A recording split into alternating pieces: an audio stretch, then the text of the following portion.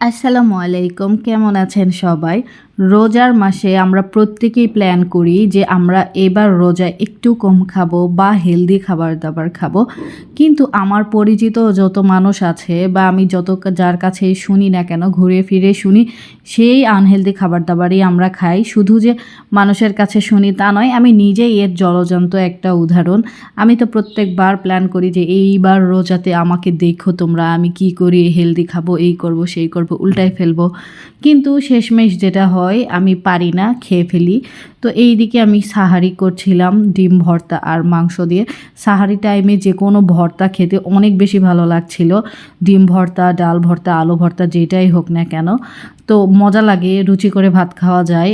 আমার তো প্ল্যান ছিল ভাতও খাবো না, রোজার পুরা মাস একটু হেলদি খাবার দাবার খাবো। সেখানে একদম প্লেট ভর্তি করে নিয়ে ভাত খাইতেছি, আরও ভাবতেছি যে কী দিয়ে মজা করে ভাত খাওয়া যাবে।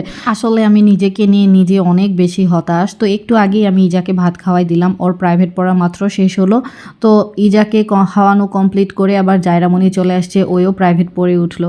তো ওকে এখন খাওয়াই দিচ্ছি। রোজা থেকে বাচ্চাদের খাওয়ানো যে এত কষ্টকর একটা জিনিস আমার কাছে একটুও ভালো লাগে না, কিন্তু আলহামদুলিল্লাহ আমার যেহেতু 2টা বাচ্চা আছে তাদেরকে খাওয়াইতেই হবে। আর এই দিকে এখন এই মাছটা আমি কেটে নিব। তো এই মাছটা কাটার পরেই আমি আমার ইফতারের প্রিপারেশান শুরু করে দিব। আজকে ভাজা পোড়া তেমন কিছু করব না, শুধুমাত্র একটু বেগুনি ভাজবো আর আজকে দই চিড়া এগুলাই করব ইফতারিতে। আজে বাজে জিনিস কিছু করব না, ফলমূল রাখবো। আর এই দিকে আমি এখন মাছটা ভুনা করছিলাম, যার জন্য পেঁয়াজটা সুন্দর মতো করে ভেজে নিচ্ছিলাম। আর এইদিকে মাছটা উঠাই দিয়েই চলে আসছি আমি একটু হালকা চিড়েটা ভিজায় দেওয়ার জন্য।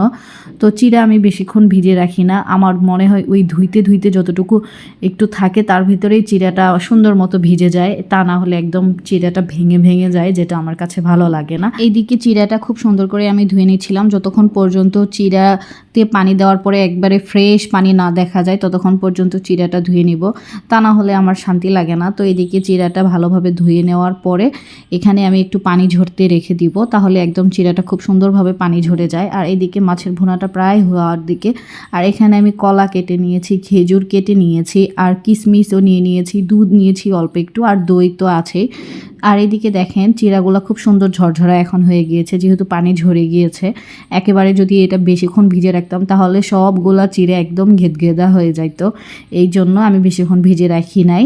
আর এখন এই যে দই দিয়ে দিব, তারপরে একে একে আরও যেগুলো কেটে রেখেছি সবগুলো একসাথে দিয়ে দিব। দেওয়ার পরে এটা হালকা একটু চামচ দিয়ে নেড়ে এটা নর্মাল ফ্রিজে রেখে দিব 1 ঘন্টার মতো। এটা ইফতারিতে ঠান্ডা ঠান্ডা খেতে অনেক বেশি মজা লাগে। আমি গতবারেও খেয়েছিলাম, অনেক ভালো লেগেছে। তো দেখেন সবগুলো এখন দিয়ে দিলাম এখানে। আর দুধটাও আমি জাল করে ঠান্ডা করে রেখে দিয়েছিলাম, দুধও দিয়ে দিলাম।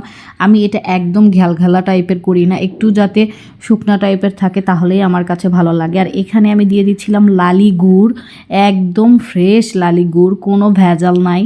তো মানে আমার ছোট ভাইয়ের ওই যে শ্বশুর বাড়ি থেকে এই গুড়টা আমাকে দিয়েছিল, আপনাদের সাথে আমি শেয়ার করেছিলাম। ওই লালি গুড়টা এখানে দিয়ে দিলাম। তারপরে এটাকে সুন্দর মতো করে মিক্সড করে নিচ্ছি। নেওয়ার পরে এই যে এই বাটিটাতে এখন এটা ঢেলে আমি এটা ফ্রিজে রেখে দিব। ইফতারি করার 5-10 মিনিট আগে বের করে নিব। এটা খেতে এত বেশি মজা লাগে আর পেটও ভরে যায়, আর কিছুই খেতে ইচ্ছা করে না এটা খাওয়ার পরে। কারণ যেহেতু মিষ্টি জাতীয় আবার খুব হেলদিও, এখানে আমি কিন্তু কোনো গুঁড়া দুধ চিনি কিছুই অ্যাড করিনি, অনেক হেলদি একটা জিনিস এইটা। আপনারা অবশ্যই ট্রাই করে দেখবেন। যদিও বা দই চিড়া এখন সবাই খায়, তো সাথে কিছু ফল ড্রাই ফ্রুট যদি অ্যাড করে নেওয়া যায় আরও বেশি হেলদি হয়ে যায়। আর এখানে আমি ফলমূলগুলো কেটে নিচ্ছিলাম ইফতারির টেবিল রেডি করার জন্য।